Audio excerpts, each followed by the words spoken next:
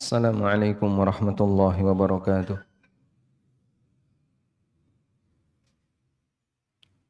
Alhamdulillahi rabbil alamin. Wassalatu wassalamu ala ashrafil mursalin. Nabiyyina wa maulana Muhammadin wa ala alihi wa sahbihi ajma'in. Wa ashhadu an la ilaha illallah wahdahu la syarika lah. Wa ashhadu anna Muhammadan abduhu wa rasuluh. Sallallahu alaihi wa ala alihi wa sahbihi wa man tabi'ahum bi ihsanin ila yaumiddin. Alhamdulillah, puji syukur kita haturkan kehadirat Allah Subhanahu wa taala. Di kesempatan pagi hari ini kembali kita melanjutkan kajian rutin dengan membaca buku tafsir salat. Dan insyaallah yang akan kita pelajari adalah mengenai bagaimana cara membaca doa ruku' yang benar. Mulai dari jumlahnya, kemudian membaca teksnya dan seterusnya. Bisa dibuka halaman berapa? 139. Baik. Yang pertama yang akan kita baca adalah berapa kali membaca doa ruku'. Ada kadar minimal dan ada kadar sempurna. Kalau kadar minimal, jumlah minimal bacaan ruku' yang terhitung sah adalah dibaca sekali. Sementara untuk jumlah sempurna berapa kali, dalam hal ini ada dua riwayat. Yang pertama dibaca 10 kali. Berdasarkan keterangan dari Anas bin Malik radhiyallahu anhu, beliau mengatakan, "Ma ra'aitu ahadan ashbaha bi salati Rasulillah sallallahu alaihi wasallam min hadzal gulam." Yakni Umar bin Abdul Aziz. Kata Anas bin Malik, belum pernah aku lihat seorang pun yang salatnya lebih mirip dengan salatnya Rasulullah sallallahu alaihi wasallam daripada salatnya anak ini, yaitu Umar bin Abdul Aziz. Fa hazarna fir ruku'i 10 tasbihatin wa fis sujudi 10 tasbihatin. Lalu kami hitung ketika beliau membaca doa ketika rukuk dan sujud itu dibaca 10 kali. Subhana rabbiyal azim, subhana rabbiyal azim, subhana rabbiyal azim, subhana rabbiyal azim. 10 kali, Pak. Jadi agak lama ya. Ini kalau dipraktekkan ya mungkin diprotes sama jamaah. Tapi sesekali waktu barangkali perlu kita praktekkan dengan jamaah-jamaah yang mereka sudah paham akan sunnah, sehingga saat itu dipraktekkan para jamaah tahu bahwasanya ini sesuai sunnah Nabi SAW. Nah, yang mencoba untuk menghitung itu adalah seorang ulama tabi'in yang bernama Sa'id bin Jubair. Sa'id bin Jubair ini murid seniornya Ibnu Abbas radhiyallahu anhuma dan beliau dibunuh oleh Al-Hajjaj bin Yusuf. Selanjutnya riwayat yang kedua adalah dibaca 3 kali. Ini berdasarkan hadis dari Ibnu Mas'ud radhiyallahu anhu. Nabi SAW bersabda, "Idza raka'a ahadukum falyaqul fi ruku'ihi subhana rabbiyal azim thalathan." Apabila kalian ruku', maka bacalah dalam rukuknya subhana rabbiyal azim sebanyak 3 kali. Fa idza fa'ala dzalika, kalau dia sudah lakukan itu, faqad tamma ruku'uhu, berarti rukuknya sudah sempurna. Wa idza sajada ahadukum falyaqul fi sujudihi subhana rabbiyal a'la. Kalau kalian sujud, maka baca dalam sujudnya subhana rabbiyal a'la. Thalathan sebanyak 3 kali. Fa idza fa'ala dzalika, kalau dia sudah lakukan itu, faqad tamma sujuduhu wa dzalika adna. Maka dia telah menyempurnakan sujudnya. Akan tetapi ada riwayat pendukung, riwayat ini statusnya dhaif ya. Riwayat ini statusnya dhaif. Akan tetapi ada riwayat pendukung yang statusnya dinilai sahih oleh sebagian ulama dari Hudzaifah radhiyallahu anhu annahu sami'a Rasulullah sallallahu alaihi wasallam yaqulu idza raka'a subhana rabbiyal azim thalatha marratin. Beliau pernah mendengar Rasulullah SAW ketika rukuk membaca subhana rabbiyal azim 3 kali. Dan ketika sujud beliau membaca subhana rabbiyal a'la 3 kali. Mengingat ada banyak riwayat dalam masalah ini, maka para ulama memberikan kesimpulan yang berbeda-beda. Ibnu Qudamah rahimahullah mengatakan, wa yaqulu subhana rabbiyal azim thalathan wa huwa adnal kamal wa in qala marratan ajza'ahu. Orang yang salat boleh membaca subhana rabbiyal azim 3 kali. Wa huwa adna al-kamal. Dan ini merupakan tingkat sempurna yang paling rendah. Wa in qala marratan, kalaupun dia baca hanya sekali, ajza'ahu, hukumnya boleh. Baik, sehingga tadi ya, untuk bacaan doa rukuk maupun doa sujud, sekali hukumnya apa? Wajib, dan itu kadar minimal. Lebih dari itu, anjuran. Dan kalau dianjurkan, kita mengambil yang dianjurkan, maka silahkan dibaca ganjil. Lebih dari 1 yang ganjil berarti 3, 5, 7, dan 9, kemudian 10, sebagaimana riwayat Umar bin Abdul Aziz. Kalau 10 meskipun tidak ganjil tapi ini ada riwayatnya. Dan ini baru dibaca setelah sempurna bergerak. Kalau masih dalam proses bergerak jangan dibaca. Sehingga ketika proses turun, Allahu Akbar subhana rabbiyal azim subhana rabbiyal azim. Begitu sampai rukuk mendarat sudah bangun. Dan itu yang terjadi di sebagian orang. Sehingga kenapa terlihat rukuknya itu cepat? Karena dia sudah membaca saat proses turun. Yang ini enggak benar ya. Seharusnya bacanya ketika apa? Sudah rukuk sempurna. Selanjutnya Ibnu Qudamah menukil keterangan mereka, yaitu para ulama. Di antaranya keterangan Hasan al-Basri. Qala Ahmad fi risalatihi. Ja'al hadithu 'anil Hasan al-Basri annahu qala at-tasbihu tam sab'un wal wasatu khamsun wa adnahu thalath.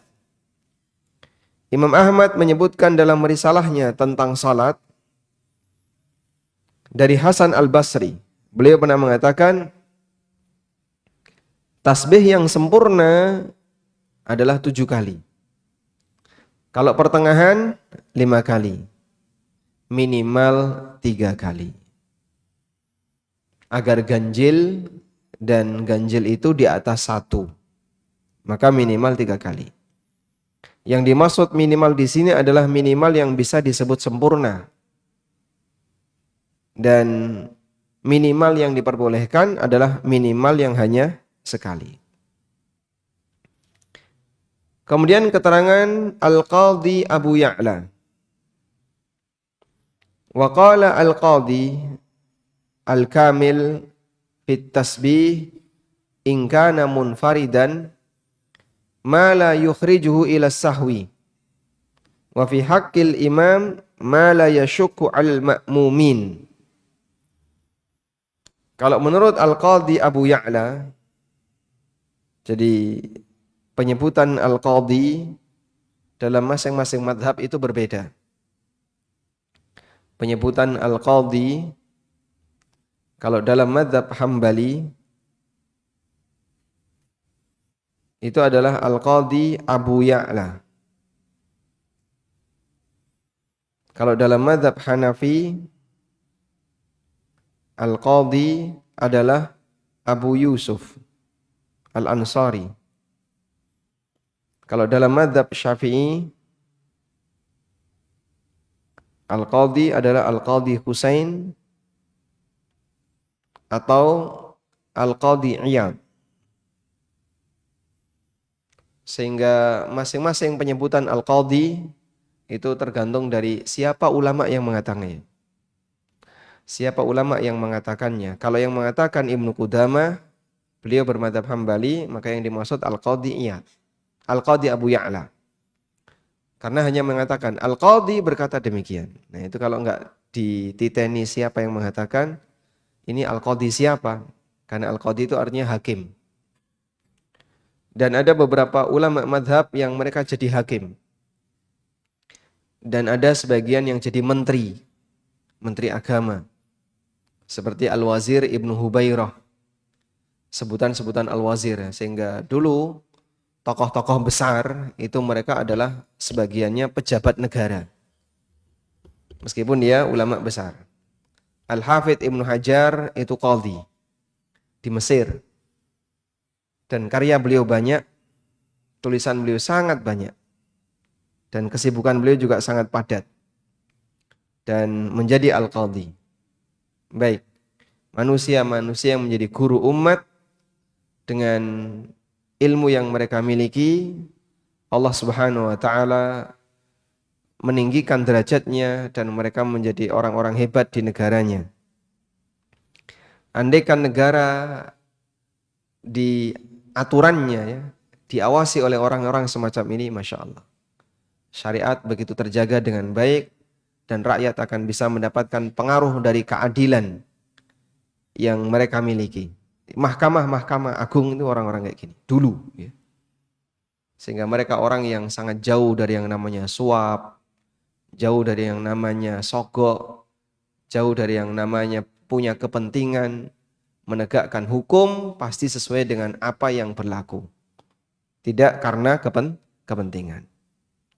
Kita merindukan ya, orang-orang pemegang keadilan di sebuah negara, para aparat penegak hukum adalah orang-orang yang punya kondisi ideal.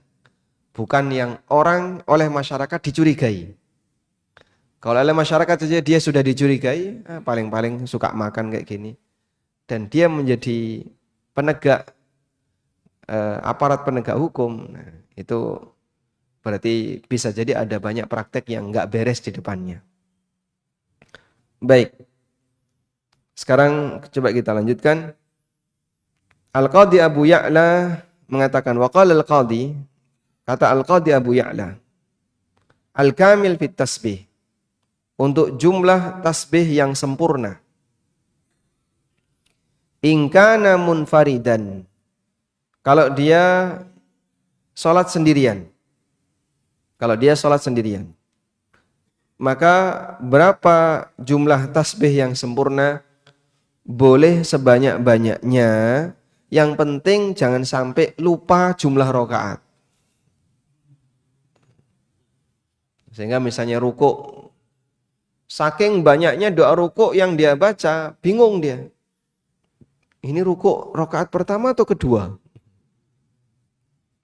Kalau sampai seperti itu ya jangan dilakukan. Atau sujud.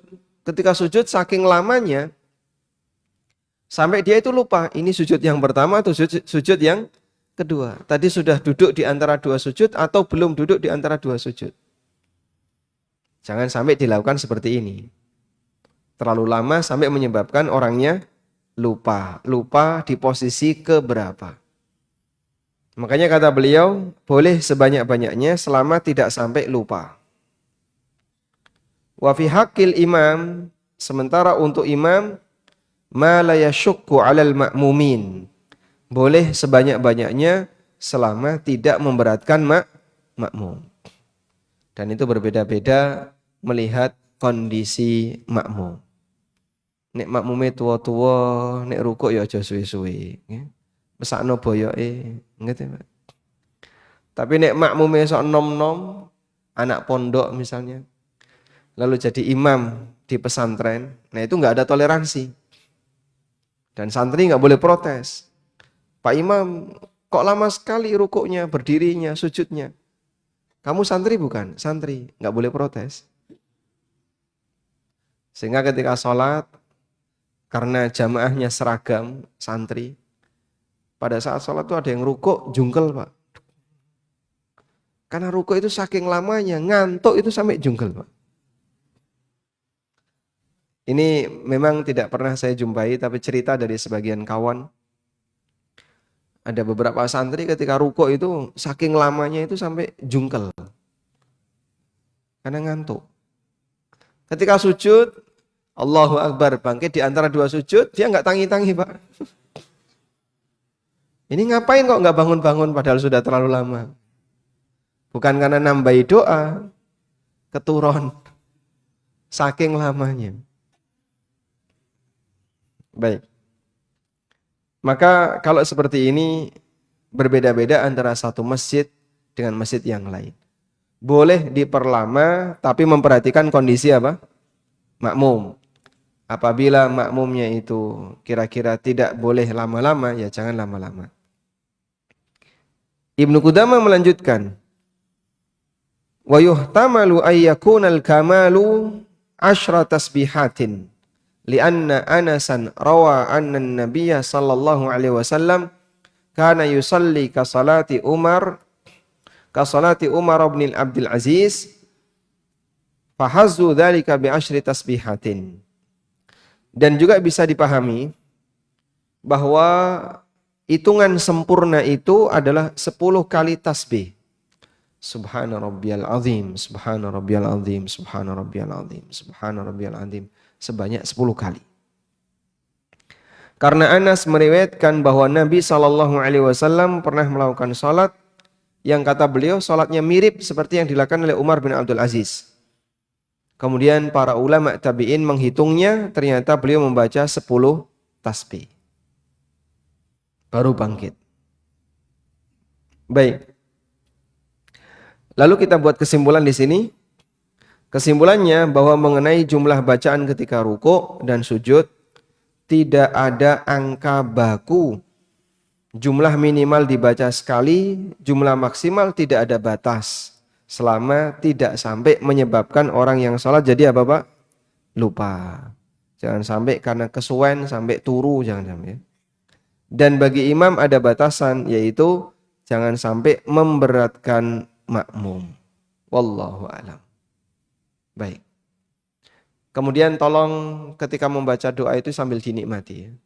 Jangan terlalu cepat. Subhanallah, subhanallah, subhanallah. Jadinya bunyinya bukan subhana rabbiyal a'la. Tapi yang terdengar apa? Subhanallah, subhanallah. Mau subhanallah itu aja yang kelihatan. Sisanya udah enggak kelihatan. Akhirnya bukan bacaan tasbih yang nampak. Tapi bisa jadi dia tidak membaca tasbih karena saking rusaknya makhraj huruf dari kalimat subhana rabbiyal a'la. Sebab dibaca terlalu cepat. Dzikir banyak boleh, tapi yang berkualitas. Sehingga jangan sebatas kejar target. Alhamdulillah, alhamdulillah, alhamdulillah, alhamdulillah, alhamdulillah, alhamdulillah. Itu memang cepat Pak. Tasbihnya cepat itu. Alhamdulillah, piok. Karena saking cepatnya.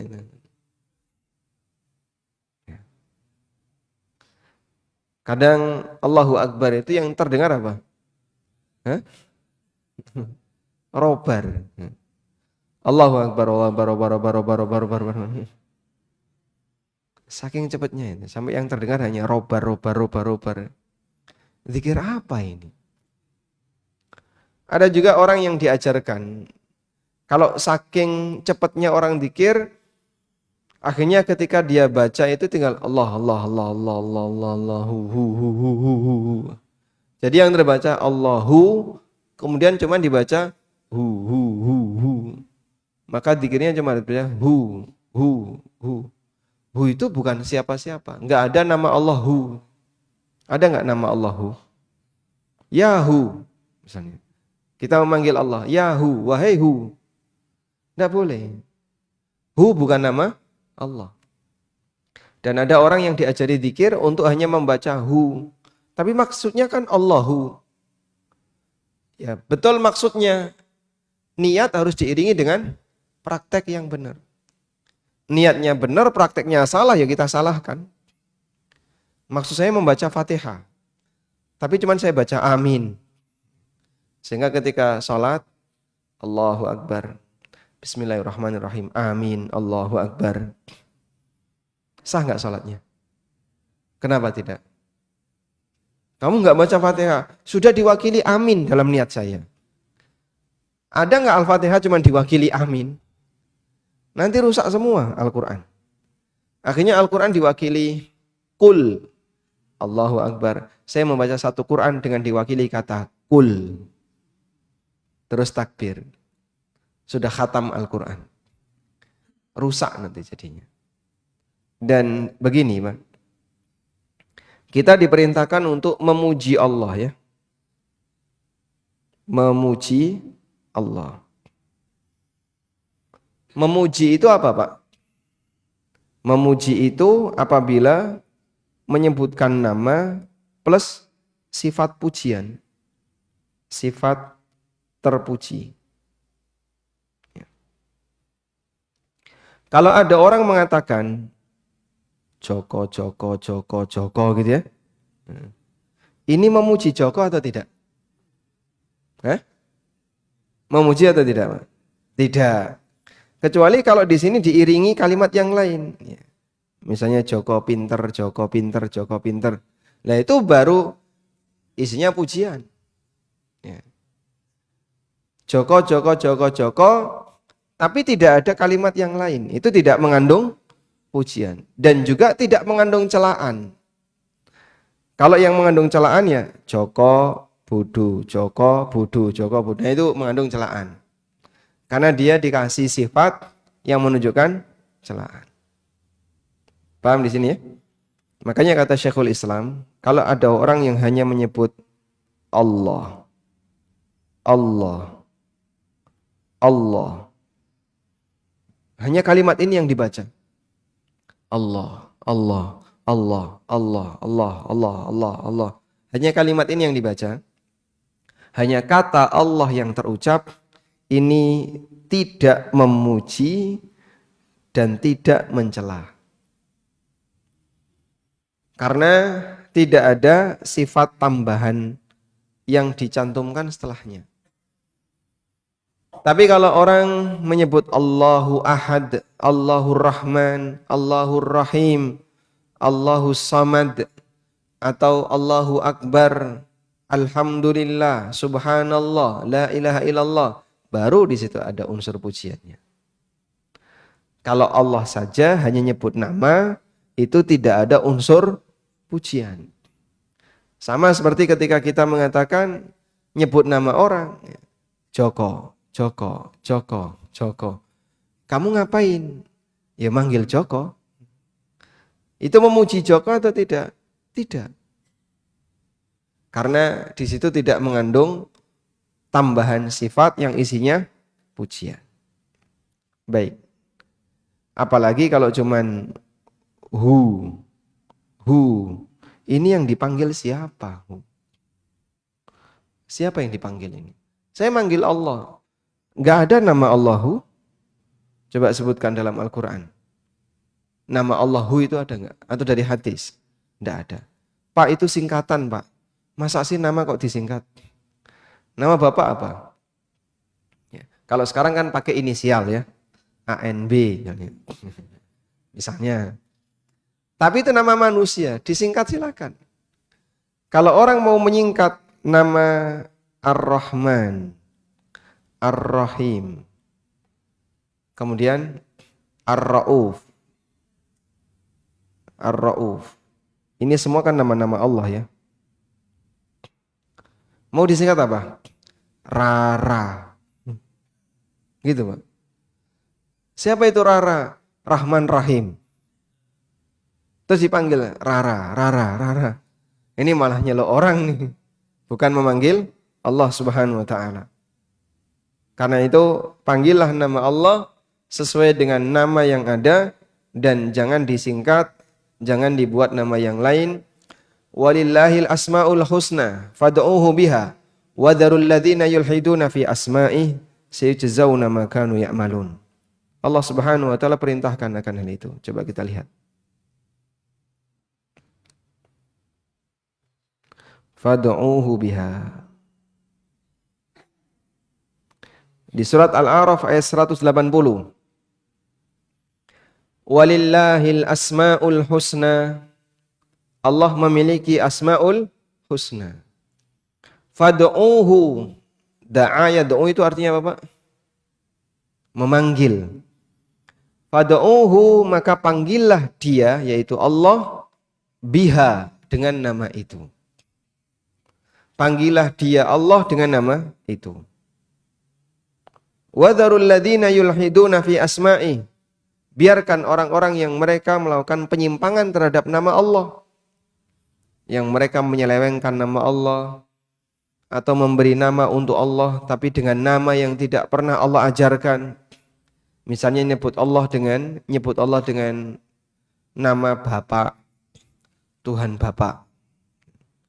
Apa ada dalam ajaran di Taurat dan Injil yang menyebutkan Allah dengan nama Bapa? Tidak ada. Sebab Allah bukan Bapa. Allah adalah Sang Pencipta. Sayujzauna ma kanu ya'malun.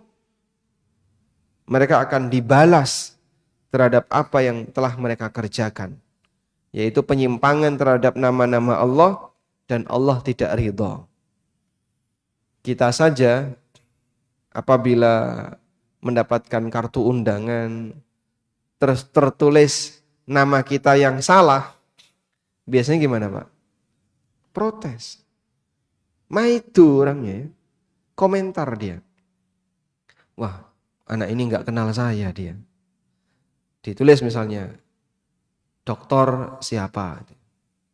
Makanya dalam setiap pencantuman nama undangan ada kalimat apa? Permohonan maaf, disclaimer. Mohon maaf jika ada yang salah dalam penulisan nama maupun gelar. Ya. Ada orang yang punya gelar KPRH, ya. Apa gelarnya? KPRH, betul? Atau KRPH? Saya nggak hafal itu. Itu kalau kebalik gimana, Pak? KHPR gitu. Mungkin orangnya akan nggak terima. Wah, ini nggak tahu sopan santun. Karena gelar itu ada urutannya. Kanjeng, Pangeran, Haryo. Kanjeng Gusti Pangeran Haryo. Kanjeng KGHP.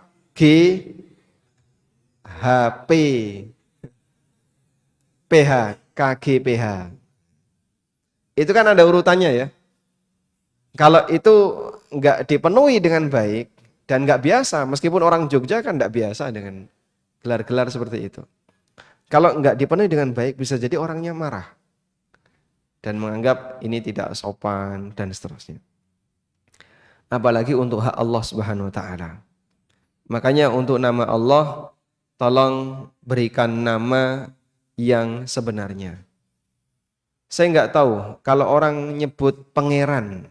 Pangeran ini artinya apa, Pak? Anak raja, pangeran itu. Kadang kan ada orang yang nyebut Allah Gusti Pangeran. Itu salah atau benar? Menyebut Allah dengan ada pangeran, ini anak raja. Ada pangeran. Setahu saya beda ini ya. Beda ya. Kalau yang ini anak raja. Kalau yang ini pangeran. Kalau Gusti, Gusti itu artinya apa? Gusti. Gusti pangeran itu apa artinya? Gusti artinya apa, Pak?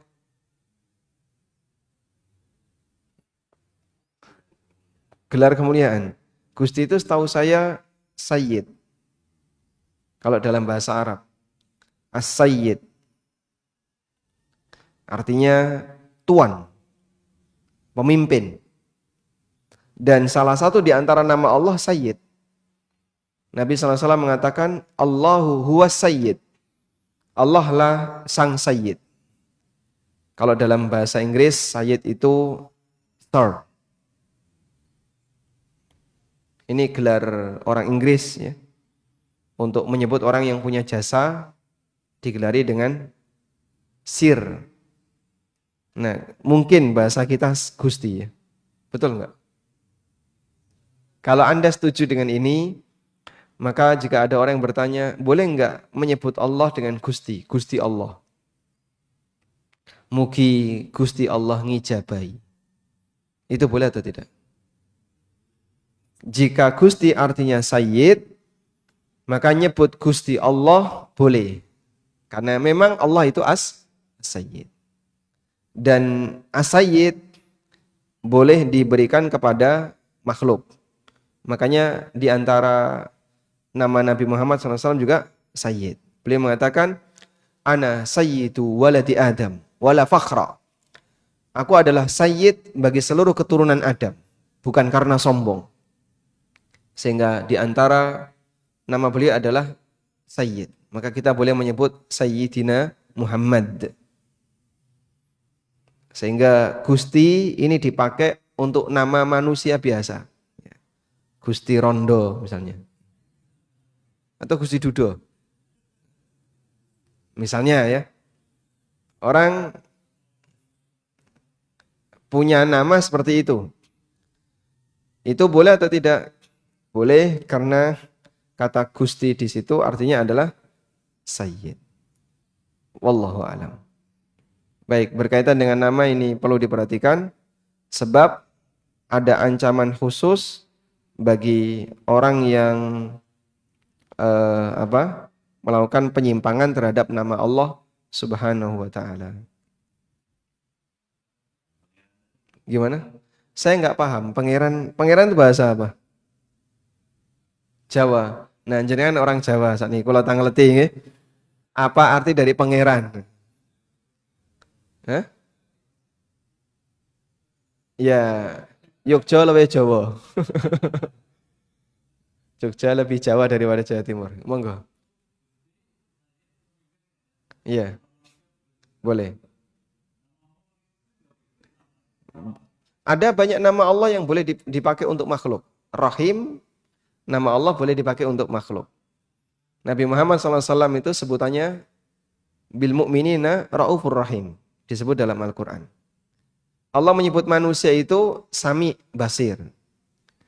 Inna khalaqnal insana min nutfatin amsyajin nabtalihi faja'alnahu sami'an basira. Kami ciptakan manusia dari air mani yang bercampur faja'alnahu sami'an basira. Lalu kami jadikan dia sami'an basira. Allah sebut manusia dengan sami'un basir. Baik. Kalau pangeran apa, Pak? Iki wong Jawa ora ngerti Jawa nih. Apa pangeran? Enggak tahu. Pangeran itu Tuhan bukan?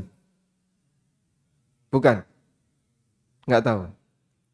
Kalau pangeran itu Tuhan, terjemah dari Tuhan dalam bahasa Jawa adalah pangeran, maka berarti boleh menyebut Gusti Pangeran. Jika pangeran itu artinya Tuhan. Karena penyebutan pakai bahasa yang lain, terjemahan itu boleh. Misalnya tadi ya, Sayyid diterjemahkan dengan Gusti, ini boleh. Kalau memang Gusti itu artinya Sayyid. Baik, berarti sekarang saya kasih PR ya. PR tugasnya adalah cari arti dari kata pangeran.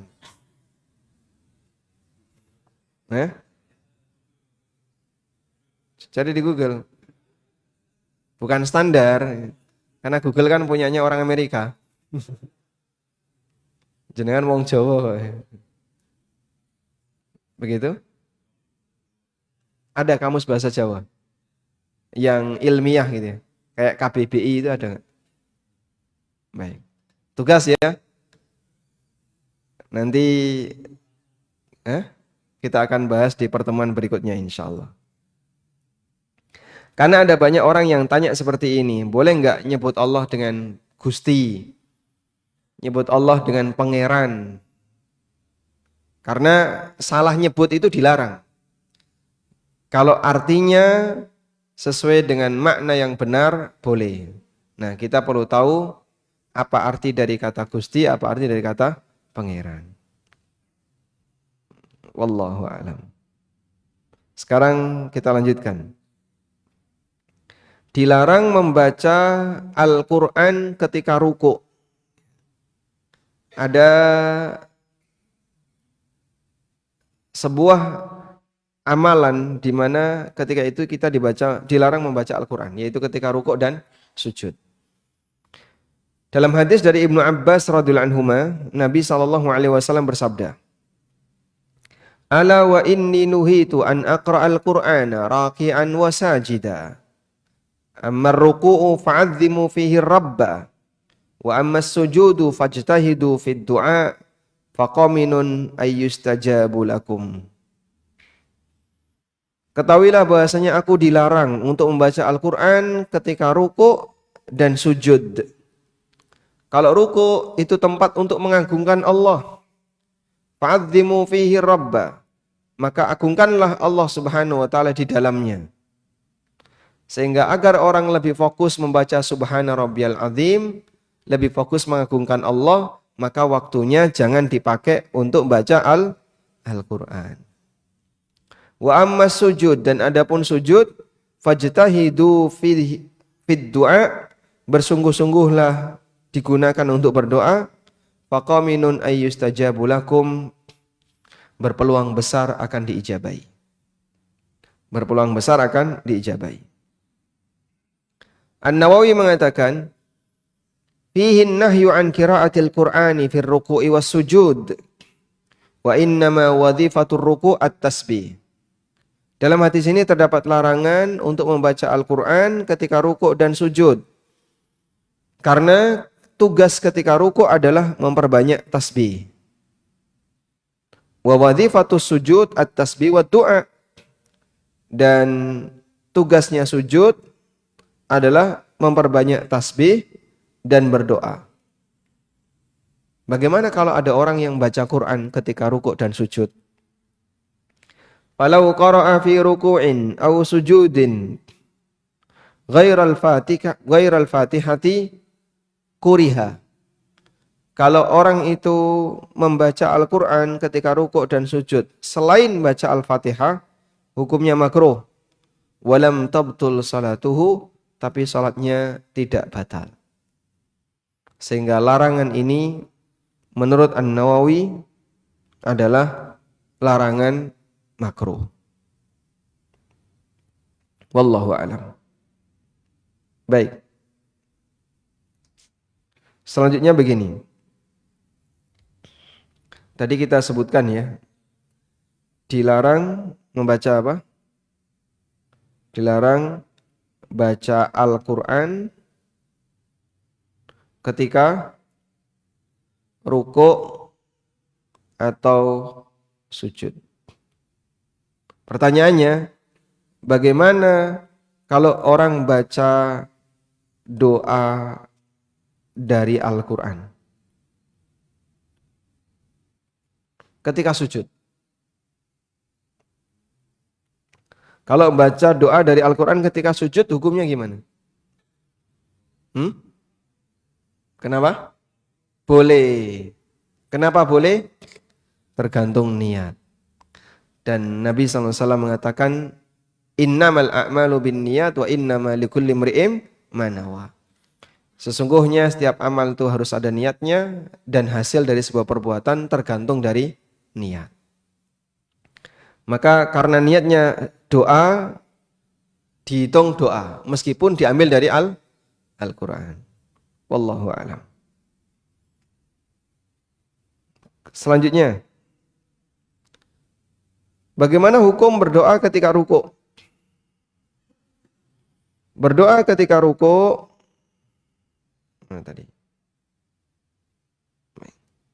hukum berdoa ketika ruku'. Doa dalam ruku' ada dua. Doa yang merupakan bacaan ruku, yaitu kalimat Subhana rabbiyal azim atau Subuhun Quddusun Rabbul Malaikati Warruh, itu doa bacaan ruku. Yang kedua, doa yang bukan bacaan ruku. Misalnya doa yang isinya permohonan. Rabbana atina fid dunya hasanah wa fil akhirati hasanah wa qina adzabannar. Yang kita bahas yang jenis yang kedua ya. Jadi saat ruku dia membaca Rabbana atina fid dunya hasanah saat ruku. Ulama berbeda pendapat mengenai hukum membaca doa ketika ruku. Pendapat pertama mengatakan doa ketika ruku hukumnya boleh bahkan dianjurkan. Sehingga saat ruku lalu Anda teringat mau membaca doa tertentu, silahkan dibaca. Ini pendapat yang pertama. Pendapat yang kedua, doa ketika ruku hukumnya makruh dan dilarang. Dalam hadis dari Aisyah radhiyallahu anha, beliau menceritakan, "Kana an-nabiyyu sallallahu alaihi wasallam yukthiru ay yaqula fi ruku'ihi wa sujudi." Nabi sallallahu alaihi wasallam ketika ruku' dan sujud, beliau memperbanyak membaca Subhanakallahumma rabbana wa bihamdika Allahumma ighfirli. Setelah turun surat apa? Idza jaa nasrullahi wal fath. Beliau sering membaca kalimat ini. Subhanakallahumma rabbana wa bihamdika Allahumma ighfirli. Dan hadis ini riwayat Bukhari Muslim. Dalam Sahih Bukhari, beliau menyebutkan hadis ini dan diberi judul bab Babud du'a'i fir ruku'.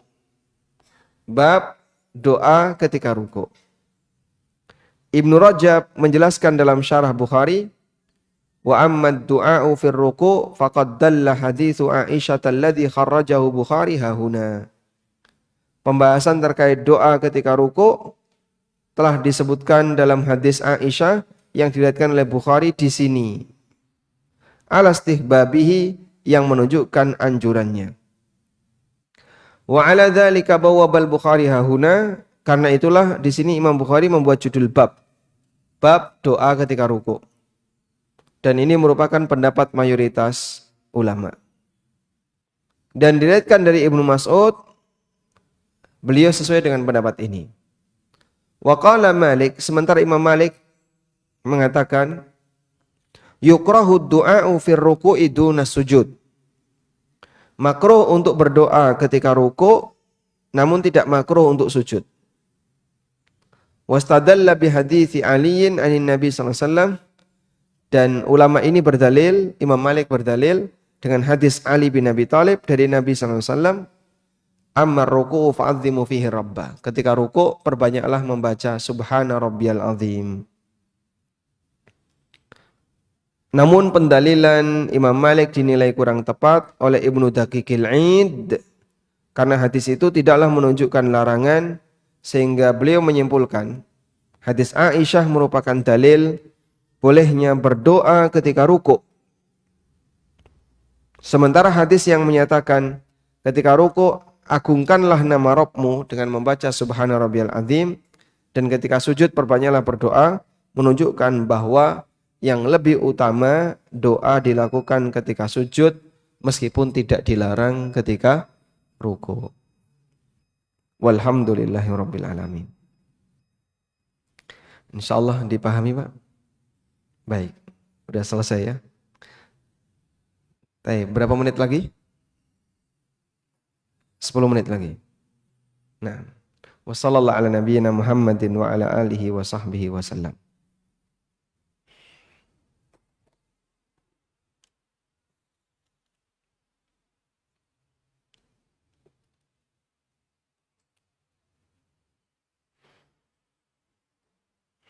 Ada pertanyaan? Oh, Masya Allah. Maksudnya di sini. Oh, boleh, silakan, boleh langsung. Oh, boleh langsung, siap. Boleh, siap. Sebentar dulu, Pak. Kameranya baru disiapin. Bapak masuk TV boleh? Masya Allah. Nah. Baik, silakan. Waalaikumsalam warahmatullahi wabarakatuh. Sujoko. Oh, mohon maaf tadi nyebut nama Bapak ya.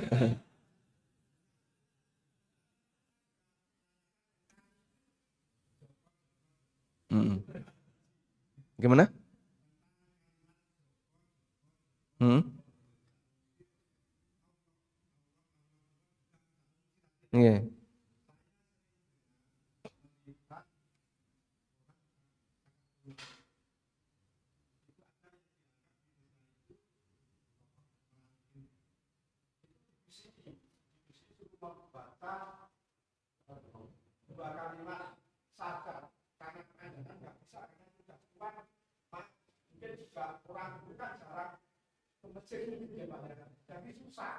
Hmm.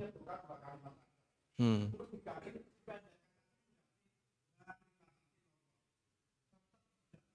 Tetap tidak bisa.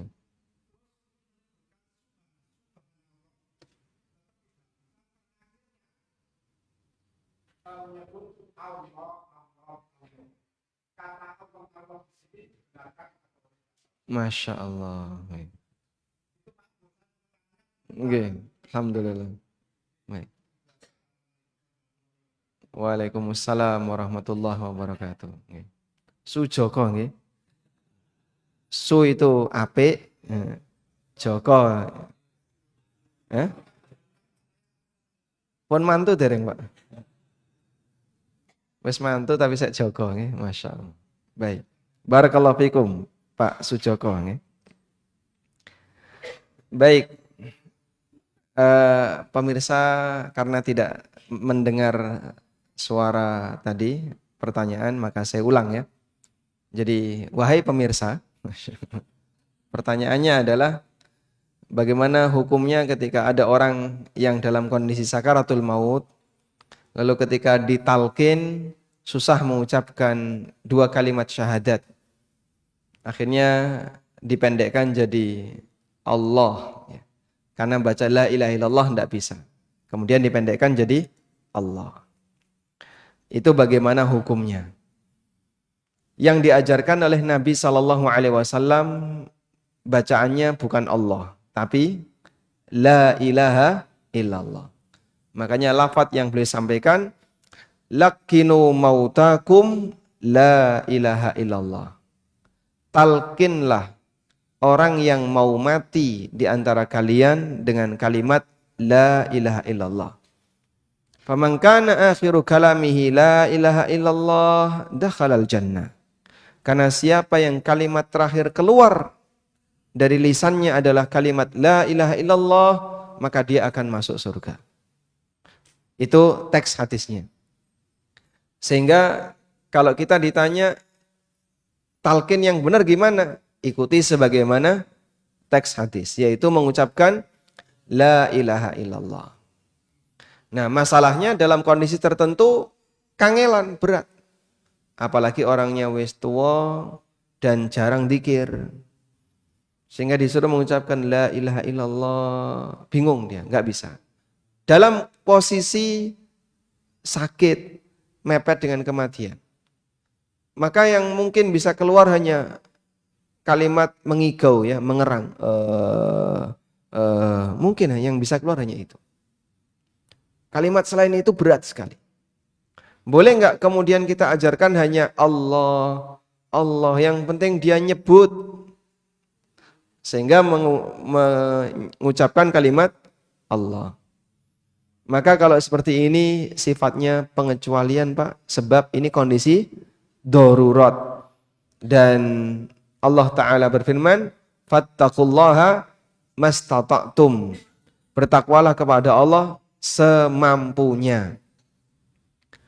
Sebagaimana ketika orang gak bisa maca Fatihah, terus dia berusaha untuk menghafal Fatihah. Saat dia proses menghafal Al-Fatihah, yang mampu dia hafal hanya 3 ayat. Maka boleh nggak sholat hanya membaca 3 ayat Al-Fatihah? Bismillahirrahmanirrahim, Alhamdulillahirabbil alamin, Ar-Rahmanirrahim, Allahu Akbar. Loh, kok mau tolong ayat Pak? Lah sisanya aku durung hafal. Boleh atau tidak? Boleh. Kenapa? Yang lain tidak hafal. Kalau saya sambung dengan yang lain boleh nggak Pak? Nggih mboten pareng masuk Fatihah kok nyambung kalau liyane. Sehingga kalau hafalnya cuma 3, ya sudah sebisanya. Baca Fatihah 3 ayat, takbir. Sebab dia harus sholat. Dan hanya itu yang bisa dia lakukan. Maka dia bisa baca sesuai dengan apa yang mampu dia lakukan. Lebih dari itu dia nggak wajib. Sehingga kalau dalam kondisi orang yang sakit, dan dia hanya bisa mengucapkan Allah, Allah, Allah. Sudah nggak kuat baca la ilaha illallah, sudah nggak bisa. La ilaha, nanti malah la ilaha. La ilaha artinya apa? Tidak ada Tuhan. Malah jadi nggak karuan. Maka cukup kita ajarkan Allah, Allah karena terpaksa. Namun bagi yang sehat, seger waras, bisa membaca dengan fasih dan jelas, ya zikirnya jangan Allah, Allah, Allah. Sebab dia harus zikir yang lebih dari itu. Kalau menyebut nama Allah tapi hanya satu kata, bisa enggak?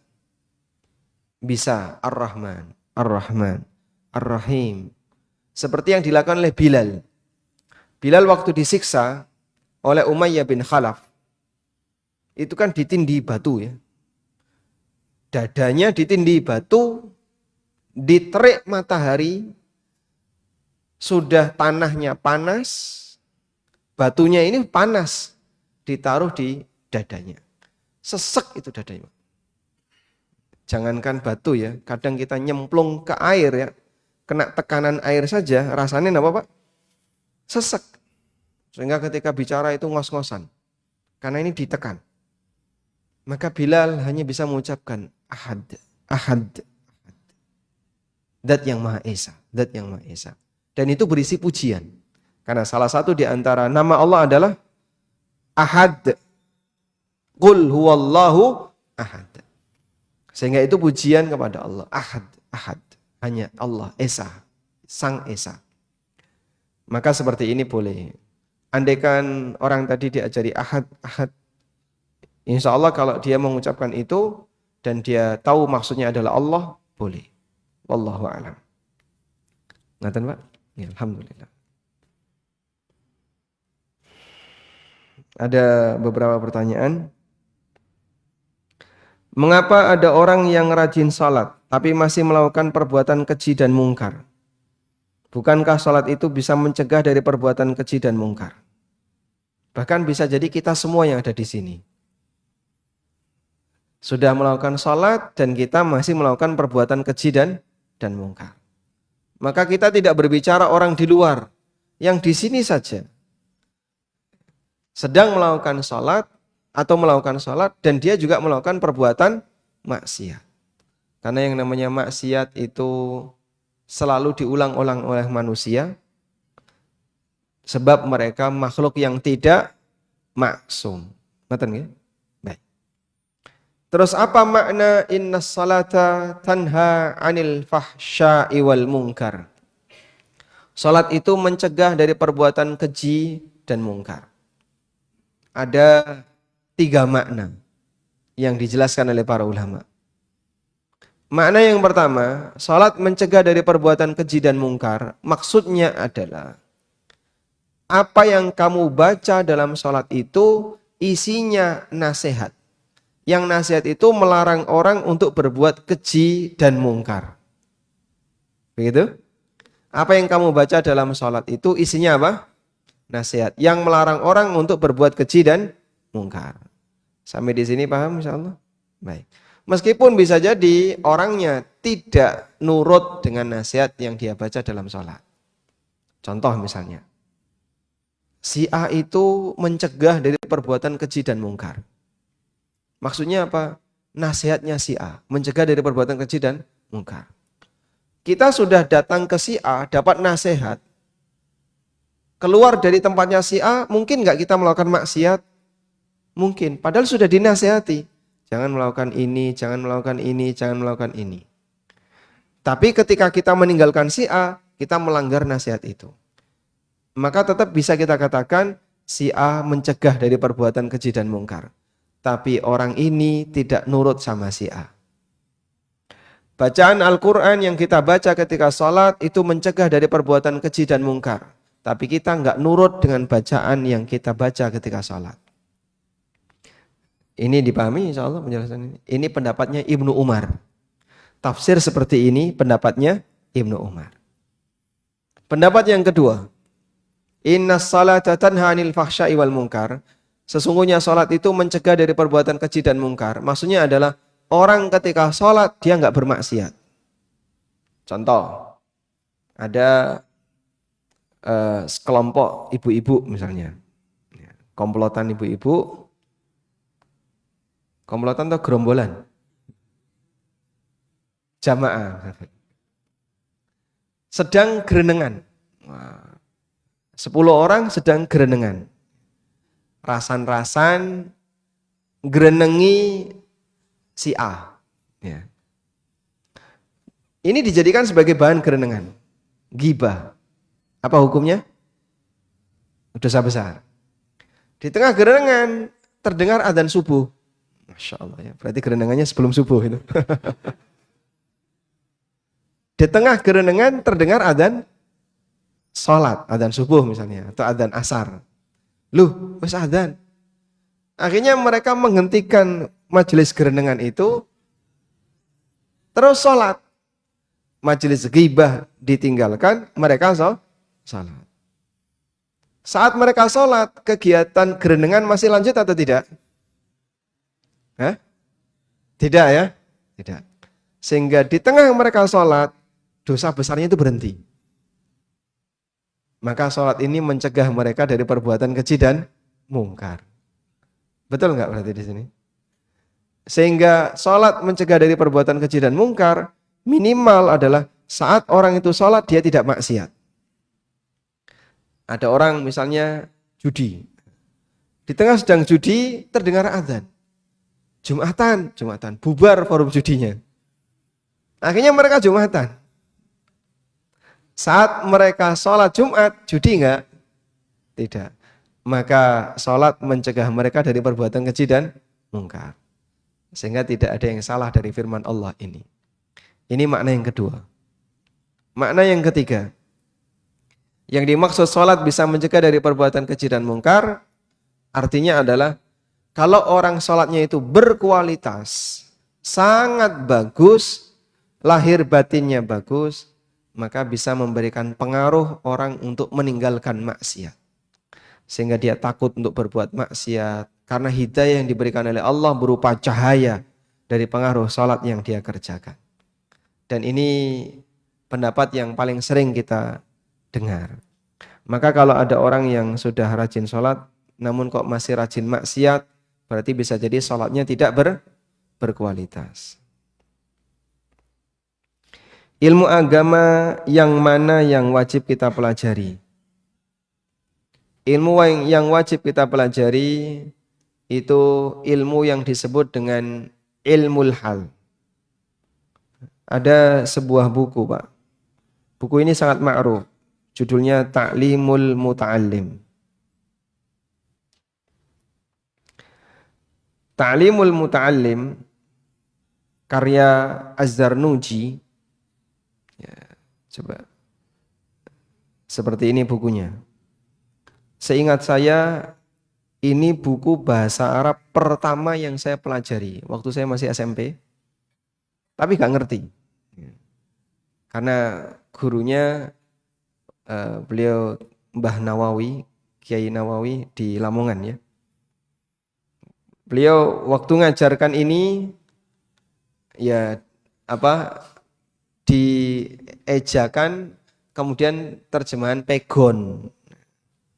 Terjemahannya terjemahan Pegon. Dulu saya latihan nulis Pegon dulu. Dan dalam keterangan Az-Zarnuji di Ta'limul Muta'allim, yang disebut dengan ilmu wajib itu adalah ilmul hal.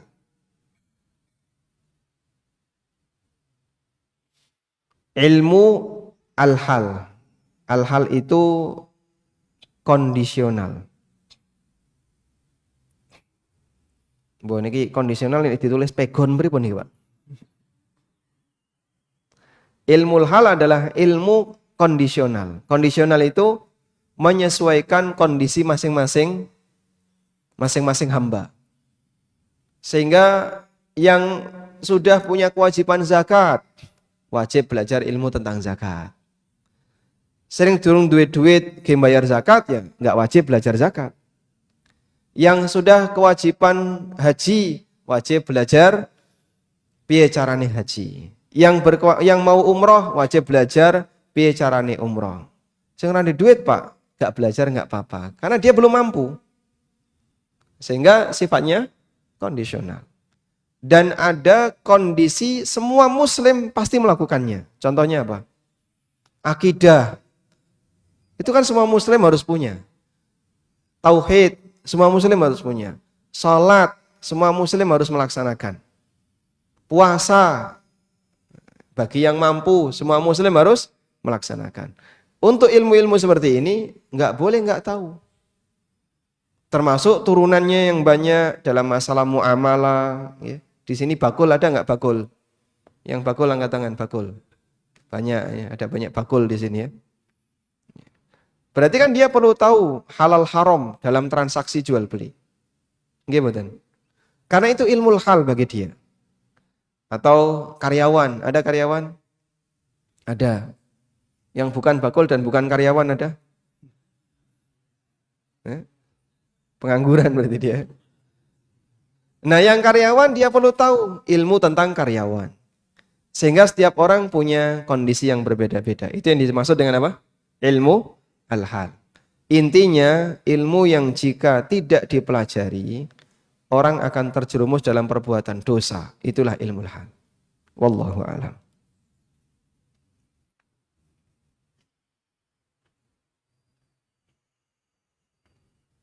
Apakah boleh membaca doa iftitah dengan menggabungkan 2 atau 3 doa? Ulama berbeda pendapat dalam hal ini. Pendapat pertama mengatakan boleh. Dan ini pendapat An-Nawawi. Hanya An-Nawawi seorang. Katanya. Ya. Wallahu a'lam, apakah ada ulama yang lain? Pendapat yang kedua mengatakan enggak boleh. Karena yang lebih sesuai sunnah baca 1 saja. Sebab Nabi SAW hanya membaca 1, tapi beliau lakukan bergantian. Nanti di salat yang lain, baca redaksi doa iftitah yang lain. Sehingga tidak digabung. Dan ini pendapat jumhur. Yang membaca 1 saja, ini pendapat jumhur. Wallahu a'lam.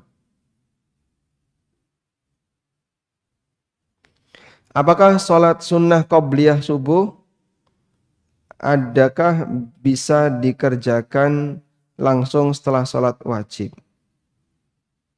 Maksudnya gimana? Apakah sholat sunnah qobliyah subuh? Sholat sunnah qobliyah subuh ya sholat sunnah yang dikerjakan sebelum subuh. Apakah bisa dikerjakan langsung setelah sholat wajib? Jadi bukan qobliyah subuh. Kalau yang Anda tanya qadha qobliyah subuh itu boleh atau tidak? Jawabannya boleh. Jika orang tidak sempat qobliyah subuh, bolehkah diqadha setelah subuh? Boleh, dan waktunya ada di 2 tempat. Pertama, setelah selesai sholat subuh. Yang kedua, di waktu duha. Sehingga saat sudah masuk waktu duha, sholat 2 rakaat dengan niat qadha qobliyah subuh. Sebagaimana yang pernah disarankan oleh Nabi SAW.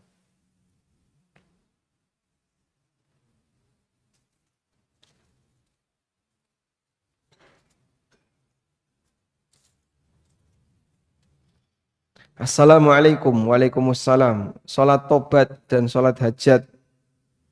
Apa ini? Susah dibaca ini sih.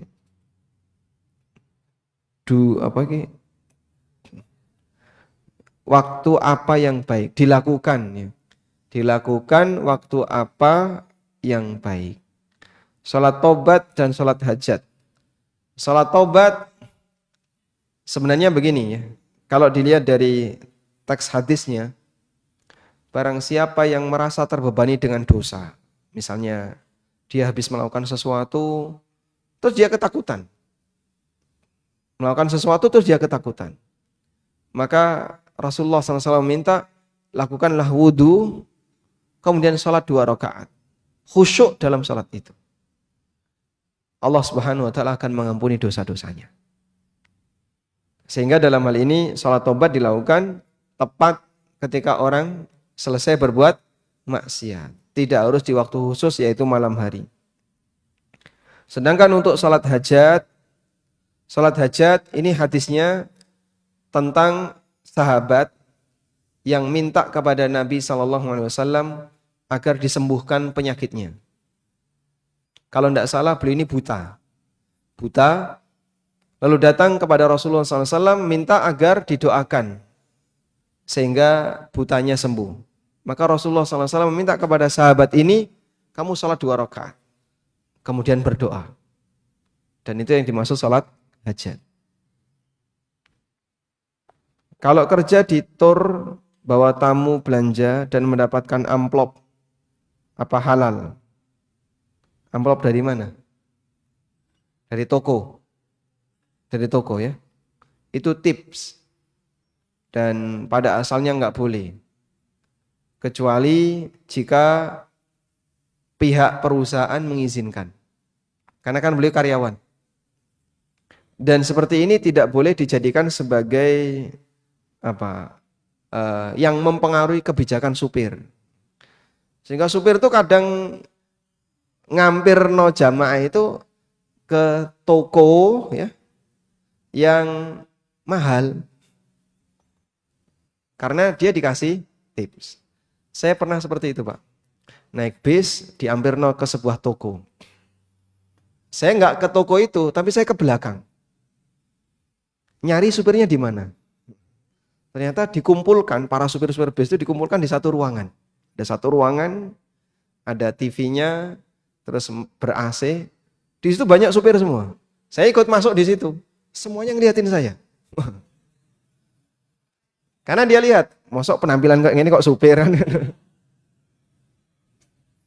Gak nyekel rokok, tidak bawa korek, itu kan bukan identitas supir itu berarti.